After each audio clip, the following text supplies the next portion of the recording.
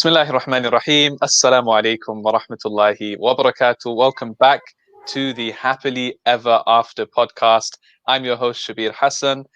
This is a podcast brought to you by the Nikah Co, dedicated to everything related to love, marriage, relationships, you name it. We've got you, inshallah. We've got another episode today with a guest, mashallah, all the way from Toronto in Canada. He is an author, a teacher, a public speaker, dean of Lubab Institute as well. It gives me great pleasure to welcome on someone that I've never met, by the way, physically. This is the first time we're meeting virtually. But hey, assalamu alaikum warahmatullah, Shaykh Abdullah Ayaz Mullanee. Wa alaikum assalam wa rahmatullahi wa barakatuh. I'm really glad to be here. What's really interesting is as soon as we started, my cat has entered the room. I'm not sure if you were able to hear that. I heard that, yeah. But he's like literally by my foot right now, but it's all good. I'm really happy to meet you. I think we've had a few exchanges online, and it's good to be here for a conversation and with everybody at home, inshallah. Likewise, thank you so much for taking your time out to join us. And yeah, we've got some interesting discussions hopefully coming up today. Really like centered around choosing love and love itself.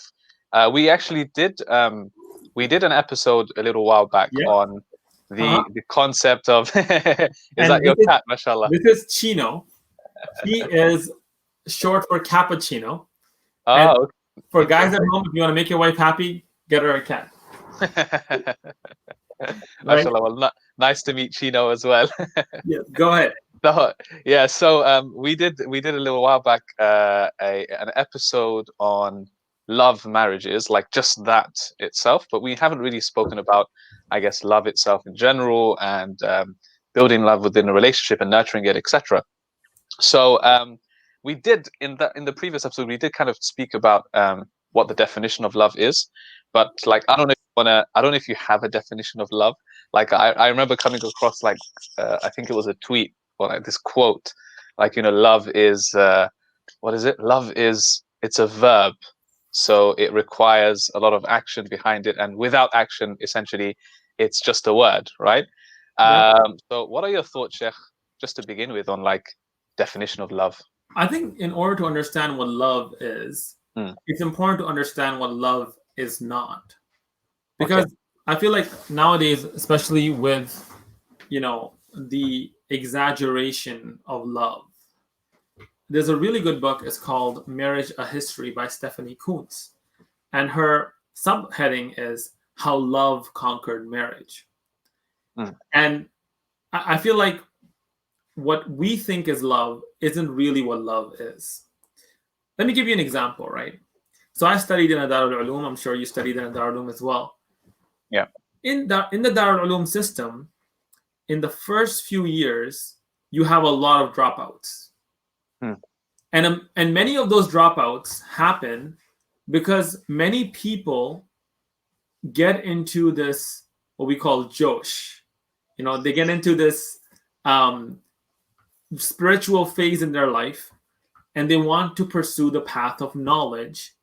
And they feel like they're going to be waking up for the next few years every single day, and the sky is going to be bright, and they're going to wake up with a smile on their face, and they're going to study knowledge, and they're going to enjoy every second of it, and it's just going to be beautiful and wonderful and marvelous. And then you get there, and you tell me, is it like that? No, not at all. No, not at all. You wake up some days and you don't want to go to class. You wake up on days and you miss home.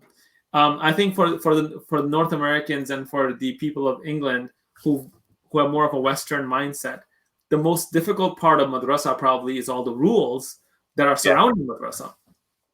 So the people who are able to have more of a wholesome understanding of that commitment and that love for their knowledge, they are the ones who are able to consistently stay for that 8-year commitment or 9-year commitment.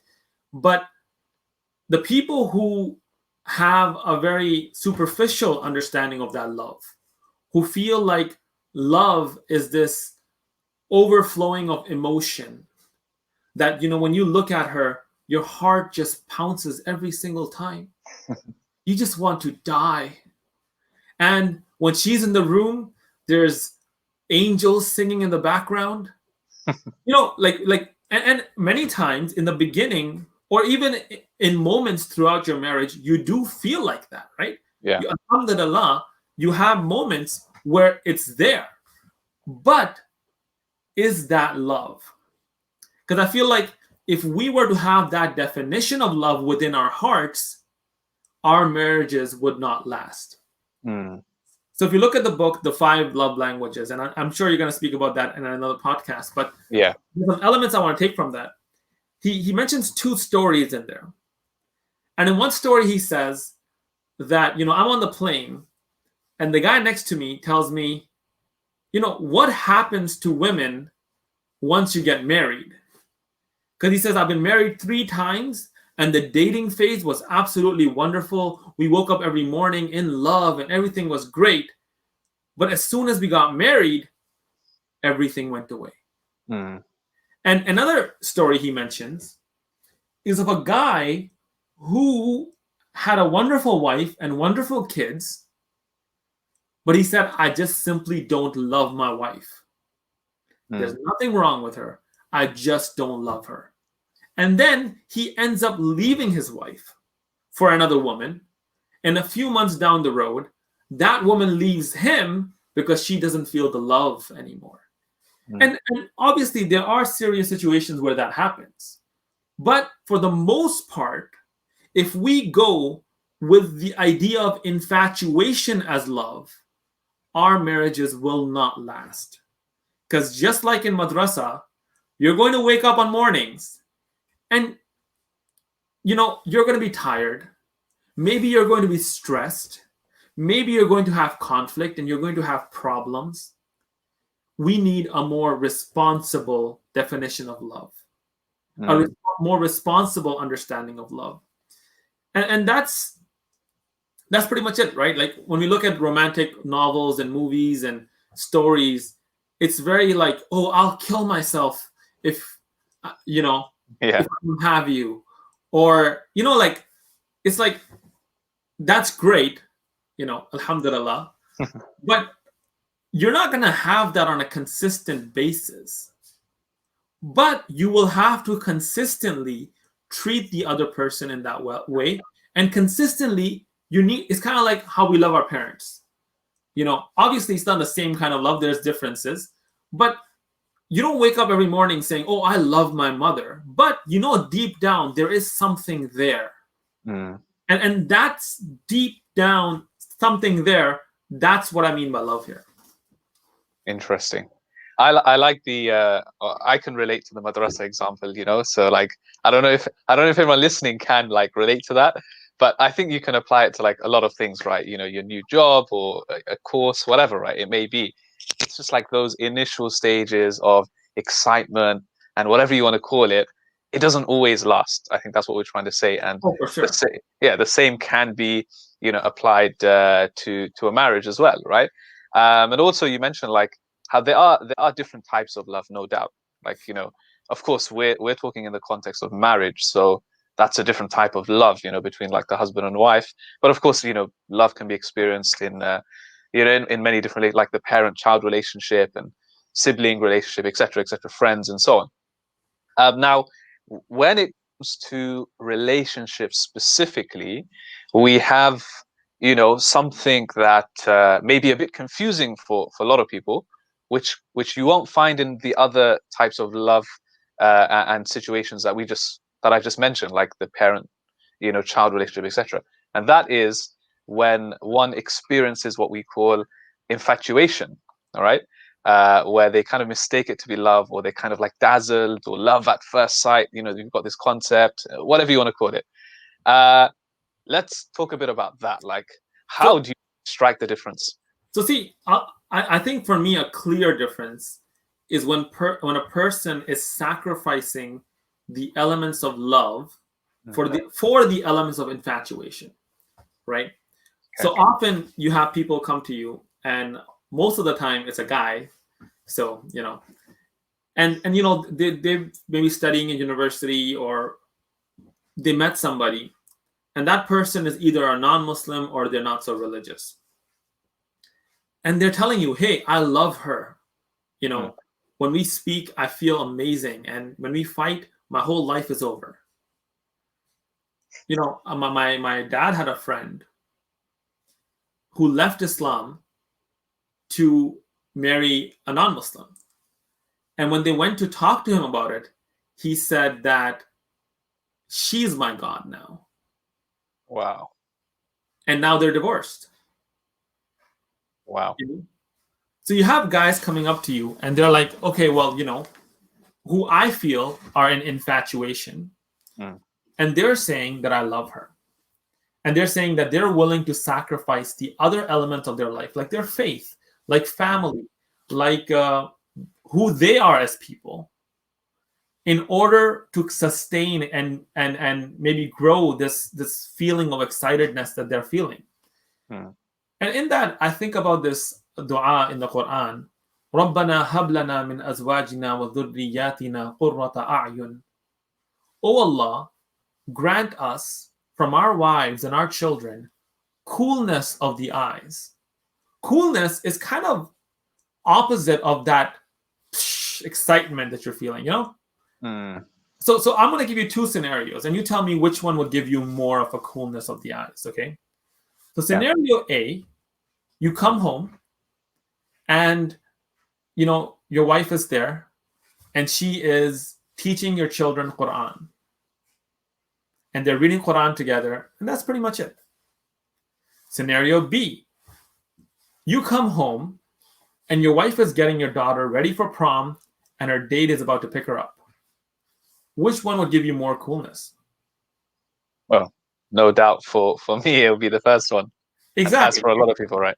So the thing is, at least in the Islamic definition of things, coolness, I feel, doesn't come from these elaborate ups and downs, right? These elaborate expressions of romance, even though I feel like they are important and they have their place.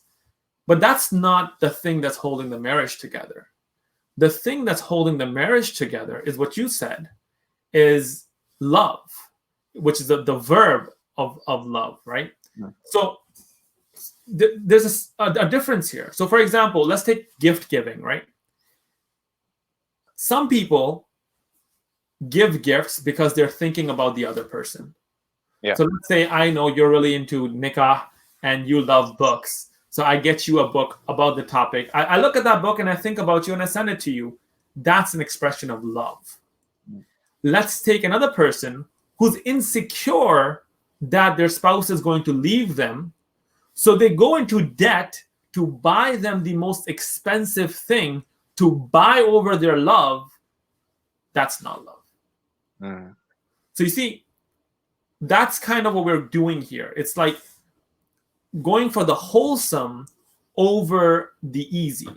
Well, not the easy, but for the flashy and temporary. Because everything that's wholesome in the world is less flashy, but it lasts longer and it's more beneficial.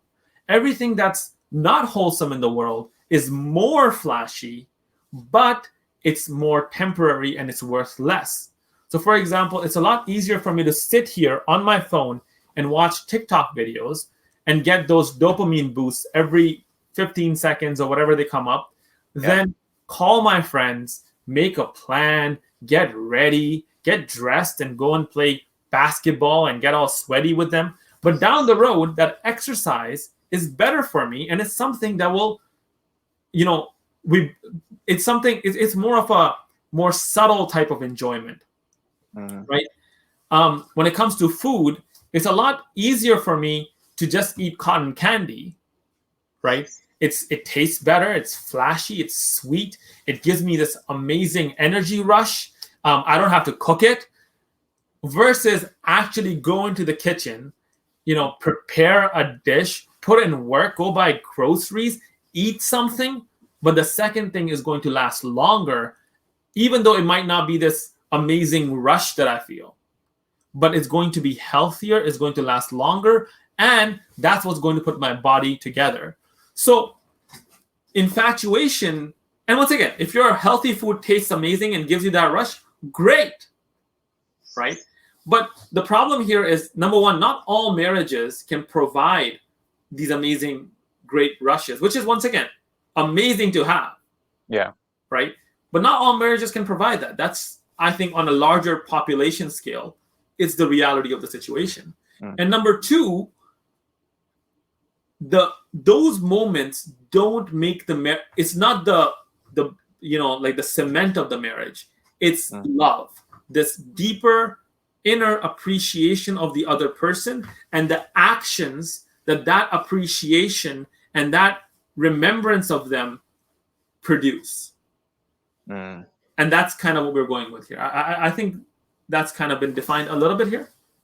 Yeah, no, definitely. I think that's definitely a really good starting point to differentiate between like the flashy versus the not so flashy, the excitement versus what's mundane and a bit more like, you're gonna have your mixed stage, right? And again, because of like social media in particular, I think a lot of people think that love is going to be this one way kind of like consistent streak of just feeling good all the time, positivity and all of this, right? Because that's what's being fed to them on social media through the pictures and the rest of it. So coming back to love and infatuation, then, sorry, one second. Can I just add one more point before we move on to this? Yeah, sure. I mean, there's even been studies, and I'm not sure how psychologically authentic these are, but there have been studies, and Islamically we can even go with this, that the more expensive the marriage ceremony, the less likely it is to last, right? Yeah. And we see that the Prophet ﷺ himself tells us that the nikah in which the least amount of money is being spent has the one with the most barakah.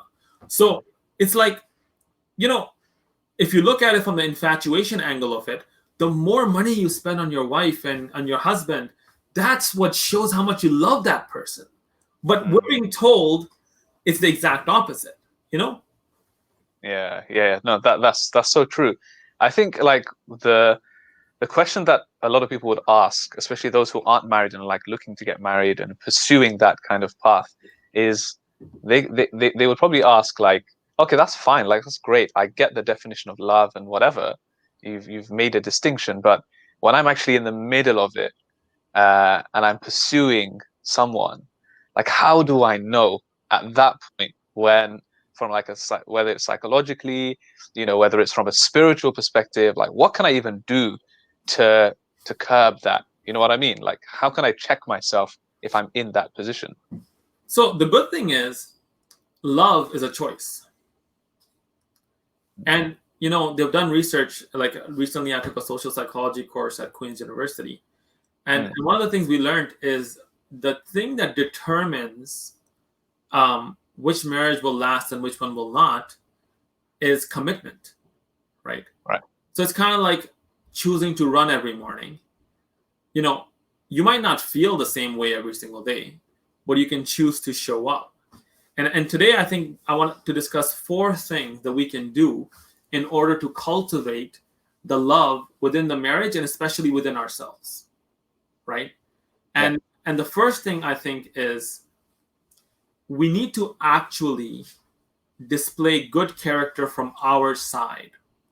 What I mean by this is this, and especially nowadays, I feel like there's such a gender divide.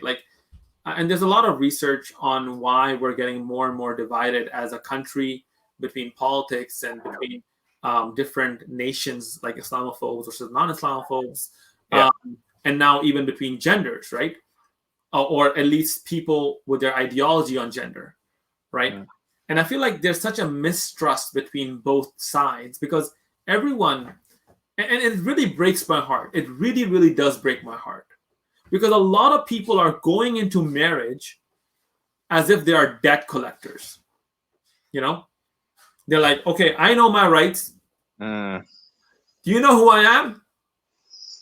And the guy walks in and he's like, well, you know what? This is my right. You have to give me my right. And the girl says, you know what? Nowhere in the Quran does it say that I have to do this, so I'm not going to do this. Yeah. And it's absolutely ridiculous.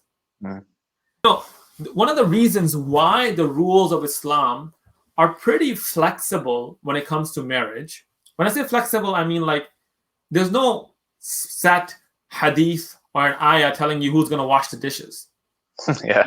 or that you have to it's mandatory for you to go on a vacation once a year, and the husband or the wife has to pay for it.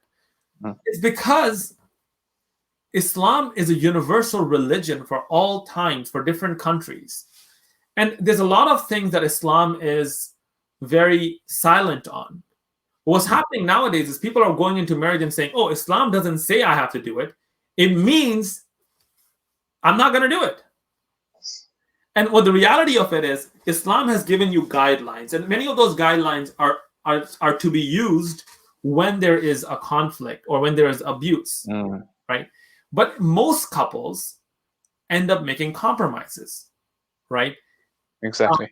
Like it's just the way it is, and you end up discussing and communicating. And from our side, we should, unless we're being abused, those are completely exceptional cases. Abuse is separate. If you're being cheated on, it's separate. We're talking about most of us, especially those of us going into a new marriage, right? On our side, I need to worry about, am I exhibiting the character of Islam to my spouse, right? It's like no one wants to confront themselves. And because there's such a big gender divide right now, everyone's walking in scared. Like I know, like alhamdulillah, I get to speak to a lot of members in the community. I talk to guys and they're like, I can't trust these women these days. And I talk to women and they're like, I can't trust the men of these days. And it's like, so everyone's a villain? Is that what's happening? And we need to walk in with more positivity. And we need to walk in with trust that this is going to work out, because the only way it's going to work out, because I feel like we end up self-sabotaging ourselves. So the first point is to exhibit the character of Islam. And that is something that we can do consistently, regardless of the situation, regardless of whether we feel that amazing infatuation that morning or whether we don't feel that infatuation that morning. That is something that we can do whether we're in conflict, whether our partner is mad at us, whether they're happy with us. In all angles, we can show that.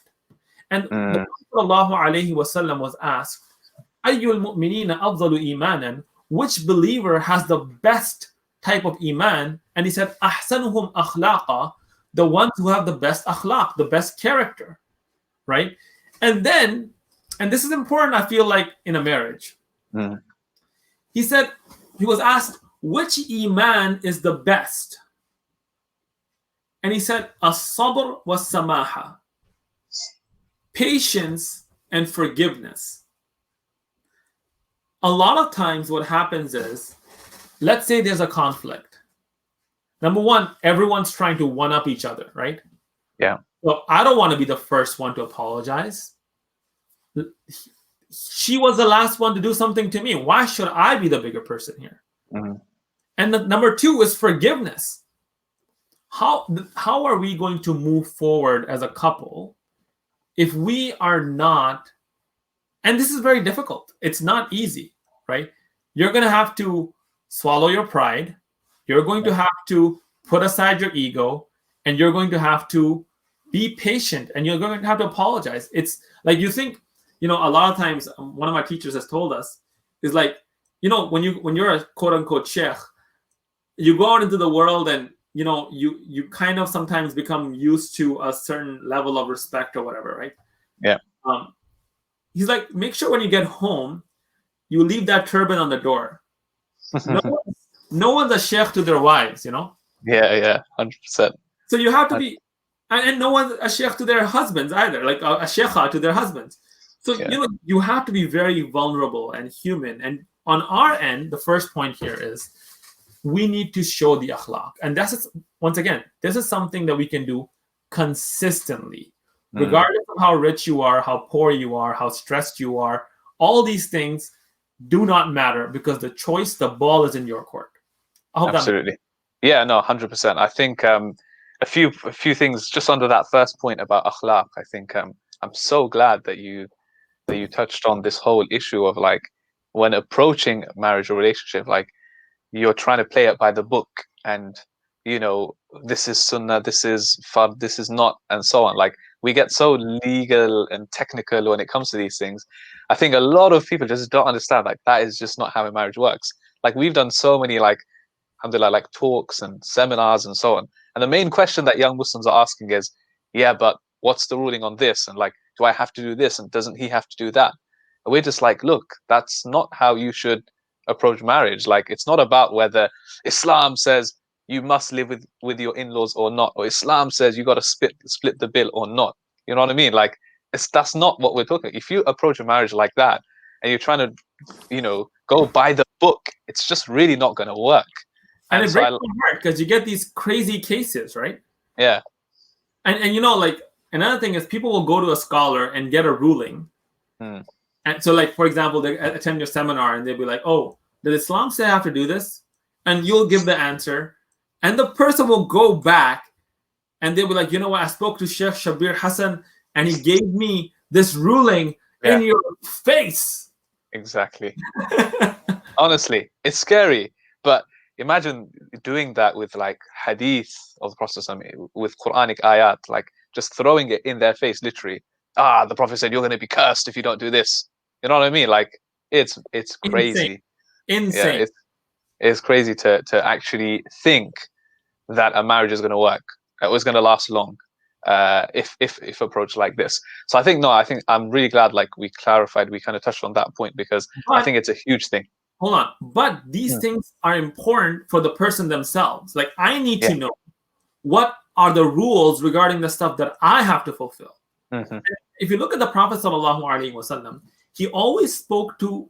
He didn't in the hadith. He always spoke to the person who had to fulfill that responsibility. It's not like he was just giving these out for everyone to use against their enemies. Yeah, 100%. No, I agree with you, Sheikh. I think, so that first point on akhlaq, I think, is a really important one, because mainly because I guess once you kind of settle in and get comfortable, that all goes out the window, kind of thing, right? Because you're just like, but I'm home now. Like, I don't need to. I don't need to make any effort anymore. So I think, no, that is super important. I think even the spiritual element of it, like, to just never forget that there's actually great reward in this. Like, there's great reward in the stuff that you're doing day to day, but even within this, with the right intention, inshallah, there's so much reward that you can get. It doesn't have to be necessarily that I only get reward when I buy her a gift or him a gift. You know what I mean? Like, it's even in the smallest of things. For what you're saying, al-mu'minu la yudriku bi husni khuluqihi darajat as-sa'im al-qa'im. A believer, through their good character, can reach the rewards of a person who's fasting every day and staying in prayer every night. Like, and this is just the tip of the iceberg. There's so many hadith on this. Yeah, subhanAllah. So, no, great first point. So there's akhlaq. Did you say you had 4 points, by the way? 4 points, yeah. 4 points. Let's move on to the second one, inshallah. Yeah, second point. The second point is support. And this is kind of insane. When we look at the marriages of the Prophet sallallahu alaihi wasallam, there was such a level of support that was given to each other. If you look at Aisha radiallahu anha, this is a little girl, and just with the company of the Prophet sallallahu alaihi wasallam, she becomes this absolute giant within our tradition. Right? Abu Musa al-Ashari, he says, ما أشكل علينا أصحاب محمد صلى الله عليه وسلم حديث قط فسألنا عائشة إلا وجدنا عندها منه علما. That whenever the companions of the Prophet, peace be upon him, would be, confused or would not know something for certain, every single time they would go to Aisha radiallahu anha and she would have something to say about it. Like this absolute giant within our tradition, because she had the support of her husband, who grew her, like who helped her cultivate these things. And this is important because a lot of times, especially husbands, they're scared to let their wives grow. Like, at least in South Africa, there used to be this huge issue where people had a stigma against marrying an alima. Yeah. right? I mean, I don't know what's the case of You still kind of get that today, even over here. Yeah. Honestly, I'm married to an alima. One of the best decisions of my life. Alhamdulillah. No, because like honestly, like you see the Prophet sallallahu alaihi wasallam, his wives were ahead of the community. Why? Because they had his company, and he was not afraid to let them grow. And he supported them on that, right? The second incident that I have written down here is the story of Salama radiallahu anha. Now, Salama radiallahu anha is an absolutely amazing figure. If you don't know anything about her, read about her. Her life is beautiful. But we know in the story of Hudaybiyah, for example, right? Where the Prophet, peace be upon him, gets this dream from Allah that, hey, we're going to go back to Makkah, the place where we came from, and we're going to perform Umrah. And then they go, and what happens? The Makkans, they stop them, and they make a treaty in which none of the Sahaba are supporting, because they have their hopes up, right? Like I remember, I used to study in South Africa. I used to count the days until I could go back home. And, back then, and even now, when you would land in the airport, you wouldn't know if you would be stopped. And if you were to be stopped, you would just be so frustrated about it because you're like, I want to get home. So these Sahaba, they were pushed out of their homes, and now they're going back for Umrah, and they have been given a dream from Allah that is going to happen. And then the Prophet accepts a treaty in which they can't go this year and they have to come back next year. And the treaty seems really unfair against the Muslims. So the Prophet tells them, sallallahu alaihi wasallam, all right, guys, time to go back. Shave your head. Nobody gets up. And the Prophet sallallahu alaihi wasallam gets frustrated, goes back into his tent, and he tells his wife, Salama radiallahu anha, and he's like, hey, this thing happened where I am telling them to do it, but because they have that hope, they're not doing it. So Salama radiallahu anha is like, do you really atuhibbu dhalik? Do you really want to do that? Well, they have hopes right now. Go outside. Don't do anything. Don't tell them anything. Just go outside and shave your head. All their hopes are going to be gone. So you see over here, the Prophet sallallahu alaihi wasallam, in 1400 years ago, where people don't even consult their wives normally, he's consulting her regarding this huge, quote unquote, political situation. And she's there, she's talking to him, she's supporting him. Absolutely beautiful. Yeah, absolutely. I think that. Sorry, go ahead.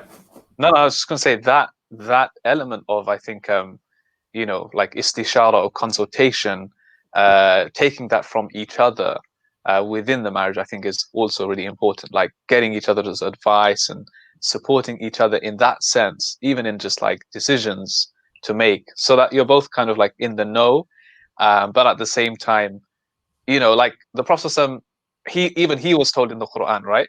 وَشَاوِرْهُمْ فِي الْأَمْرِ. Yeah. And you could argue, well, why would he have to? Because he saw the dream, wahi, right? Divine inspiration, revelation coming his way, but he still had to go out of his way, and he's being told important matters. Go to your companions, go to your wives, and speak to them, because you just never know. Like Salama, this beautiful example. That's it. That solved all the problems. And the Prophet, he had the best of both. The dream came true eventually a year later, and he resolved the situation with his companions at that moment. So I think that element of consultation definitely is amazing. For sure. And I feel like we come from such different perspectives as well. I'm an extrovert.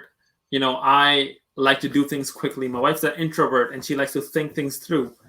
And honestly, there's been so many moments where we've followed my decision and ended up messing things up royally, where we should have followed what she was saying. So, it's good to get two perspectives, and that's kind of how things grow. I have a third example, but I'm guessing we're running late on time, so we should just go to the third step, or do we have time for this? We got some time. Yeah, we'll go through the next example. So I feel like the third one, I mean, you cannot discount the zammiluni, right? Yeah. I mean, this is the Prophet sallallahu alaihi wasallam, and he comes home. He sees the dream. I'm sorry, he sees the angel, and he is absolutely, overwhelmed. I mean, think about it. It's an outer worldly experience. Mm-hmm. And he comes home and he's telling Khadija radiallahu anha, "Oh, cover me, cover me." And this woman supports him to the very end. She gives her wealth for his cause. She is with him in the 3-year banishment in the valley of Abu Talib.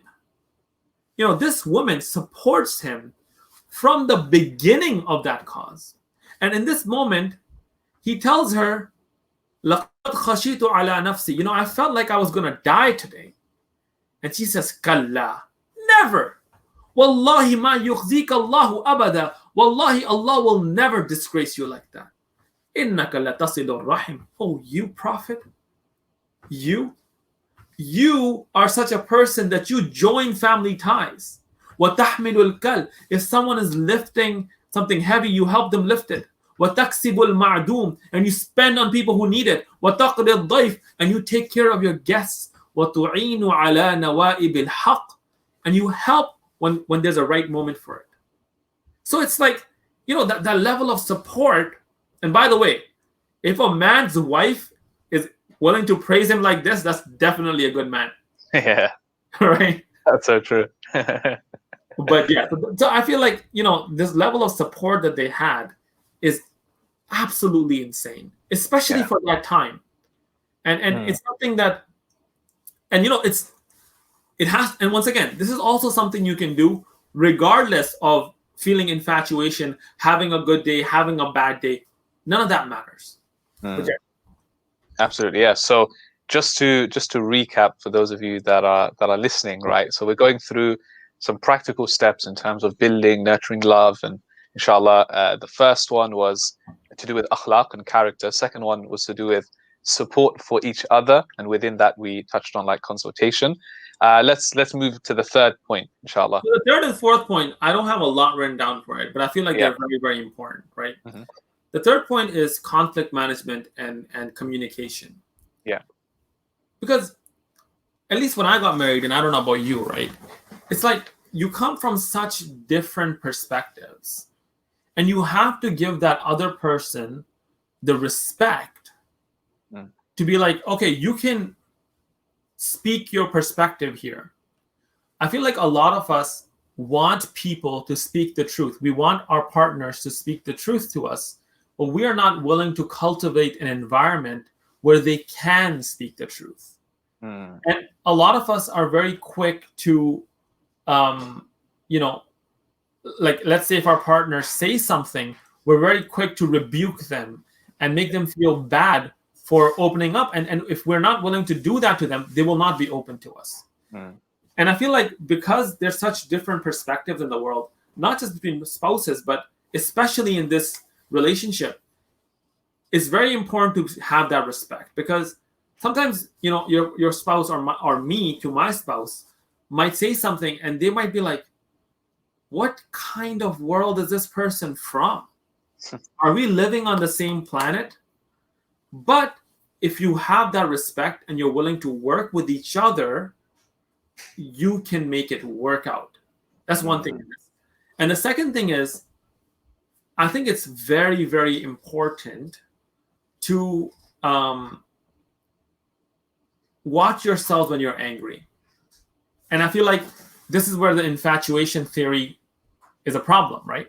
Because in that understanding of the world, your actions are based on your emotion. So if you feel really good about this person, you're willing to bring the moon and the stars for them. But at the same time, when you're having a conflict, a lot of times those same people are also willing to break the moon on their head. But a person who has genuine respect and love for their partner would need to watch themselves even when they're angry. Yeah. They will need to, number one, understand that this person that I'm talking to is a good person, but we have a disagreement regarding this specific issue. So they're not going to be swearing at their parents and swearing at them and all that stuff. They're going to be maybe very passionate about the thing that they're arguing for, and that's going to happen. And the second thing is, and I feel like this is important, right? Like when you're fighting, now this is the kind of cheesy, please, when you're fighting, make dua for your partner. That I think always kind of calibrates my understanding of where I'm standing, right? Because when you're angry, especially for some reason, marital anger is a different type of anger. But when you're angry, you can be like, you can really make some bad decisions. So at that time, if you recalibrate yourself, you're like, Allah, bless my spouse. They're a good person. And, we're having a conflict. Oh, Allah, let me see days where we're not having conflicts.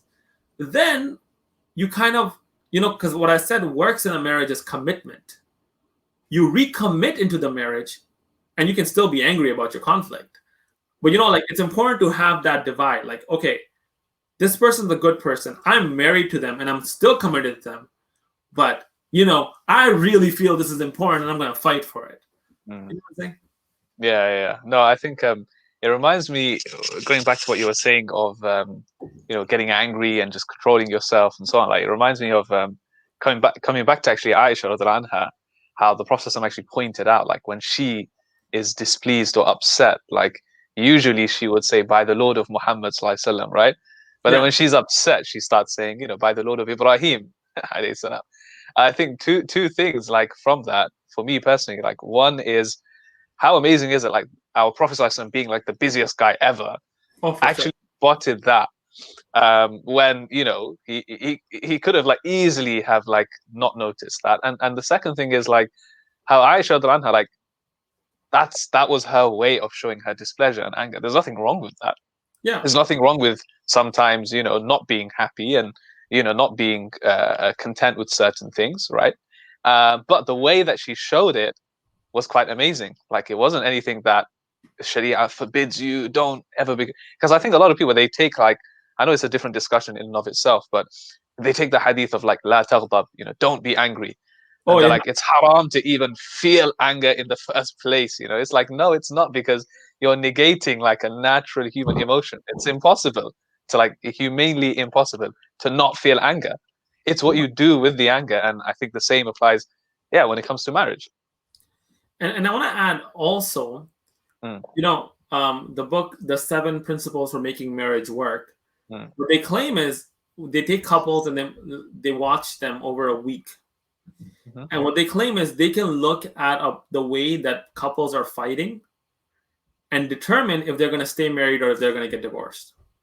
Interesting. In that book, they have this one thing called, and for some reason the word is escaping me. I think it's called like repair attempt or whatever, where they say that during a conflict, couples who utilize these I forget the word, but it's like repair attempts. It's like you're fighting and then in the middle you stick out your tongue or you make a joke to kind of cut down the tension. I would really recommend people to read that book for more details on that. I didn't prepare for that part of it, but I think it's important to know about that. It's like, even when you're fighting, you can still reduce the tension when needed. Absolutely. Yeah, absolutely. I think it's like that damage control or limitation, like literally at that point. Okay. Yeah. No, that's another really great point, which like literally we can talk about in and of itself in like another podcast, like anger and management and control and all of that. Let's move on, inshallah, to the fourth point. I have it in very simple terms, right? Yeah. Baraka. And this comes back to, like, in Canada, we don't have a lot of halal mortgaging options, right? And before I got married, there was a lot of pressure on me and my family to buy a house. But I feel like Baraka is something that's so important that, Allah only knows what's going to happen in the future. But till this day, we haven't bought a house for that reason, right? Because I feel like there's people who are better than who I am. And there's people who are better than who you are. And there's people who are better than my wife and your wife. But their marriages don't work out. And no matter what factors you try to control for, at the end of the day, it's in the hand of Allah subhanahu wa ta'ala. And I'm not saying that just because someone's marriage doesn't work out, they might not have barakah. But I'm saying for myself, I would like to give myself the best. I would like to have the odds working in my favor, and I would like to cultivate barakah within my marriage. For me, and I think all of us need to look at the different elements of our marriage to do that. But one of the things that I would like to work on is a halal income or a halal house. So I wouldn't want to now, even though financially it makes no sense for a person to be renting when they could get a mortgage, for example. But financially, I would rather take that hit to retain the barakah in my house. Because like I said, at the end of the day, muqallibul qulub, Allah is the only one who controls the hearts. And I need to make dua to Allah subhanahu wa ta'ala for this barakah in the marriage. I need to do such certain actions and stay away from certain sins to maintain this barakah in my marriage. Because at the end of the day, la hawla wa la quwwata illa billah. There's no power, there's no might except for the one that comes from Allah. And that's the point. Yeah, important point. I think at this point, actually, it's probably important to, I think it's essential actually to just like quickly define, even understand like what barakah is. And I tell you why, is because it's just become like one of those buzzwords, right? Like, yeah, there should be barakah in a marriage. But I think like to really understand what barakah is, and it helps people to kind of unlock it as well. Like one of my teachers would say, like, it's qalilu shay kathirun nafa, right? You know, something really small, but there's a lot of benefit that you can extract from that one thing. So whether it's like, you know, I guess time is something is a basic example, right? Outside of marriage, you got a little bit of time.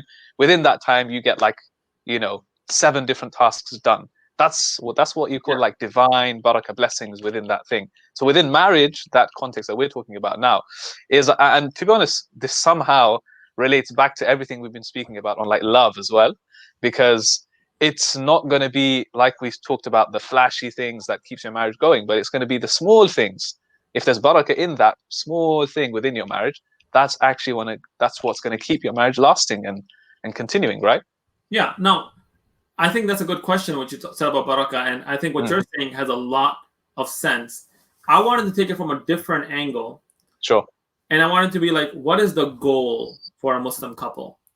And I feel like if we're working towards that goal, then we are getting barakah. And if we're not working towards that goal, then we're not getting barakah. I feel like a lot of us, when we get married, we're really worried about the temporary dunyawi life. Yeah. The goal, I think, for any Muslim couple should be hum wa azwajuhum fi dhilalin ala al-ara'iki muttaki'un. They and their spouses are just sitting there in paradise, underneath shades, on top of thrones. The goal for any real, truly Muslim couple is how can I and my family and my children make it to paradise together and actually have a real life. You know, I think a lot of us growing up, or even with us with children, or those of us who have children, are really worried about the education of the child. And I'm not saying that's an amazing thing to be worried about. But it's like, you know, when they think about the future, they're like, they're fantasizing this future where their children are well educated and they have these amazing jobs, and then they can retire and they can relax and they can have that family moment together. But in reality, the real goal is to be together and to relax in a place where there's no more worries after that, and where we can be together and happy forever. And if we are taking steps to do that, regardless of the struggles that we're having in the dunya, we have barakah in the marriage. If we're taking steps away from that, even if it's making us happier in the dunya, we're removing the barakah from our marriage. I hope that makes sense. Yeah. And I love how that ties in with the actual title of the podcast, Happily Ever After, because that's actually what we went for. Literally, like that is what marriage, inshallah, should lead to. Not the Western perspective of happily ever after, but actually the Islamic perspective, which is, you know, to Jannah and beyond, inshallah. So no, I think to be honest with you, I think like we've covered so many like really important beneficial points today. each one, like there's so many, inshallah, benefits, so much value there. Coming especially back to us speaking about love and how to build that love. We spoke about akhlaq, and we spoke about, support, and we spoke about like conflict management and barakah. I think there's so much there, to be honest with you. I think, yeah, honestly, I think there's a lot of, inshallah, value for our listeners and viewers to take that forward, whether they're married or not, even preparing in advance. So, no, honestly, I learned a lot, Sheikh Abdullah. Thank you so much, honestly, for Thank you for joining. inviting me. Alhamdulillah, I think we had an amazing insights there. So Jazakumullah khair, and I hope one day we can actually see each other and meet in person, whatever that is. Inshallah, inshallah. Inshallah, Inshallah. inshallah. Jazakumullah khair, and thank you so much to our viewers and listeners for tuning in. We hope you enjoyed this episode of the Happily Ever After podcast, and inshallah, we will be back very soon with another episode from myself, Shabbir, from Shaykh Abdullah. That's all we have time for, but we will see you next time. Take care. Assalamu alaikum wa rahmatullahi wa barakatuh.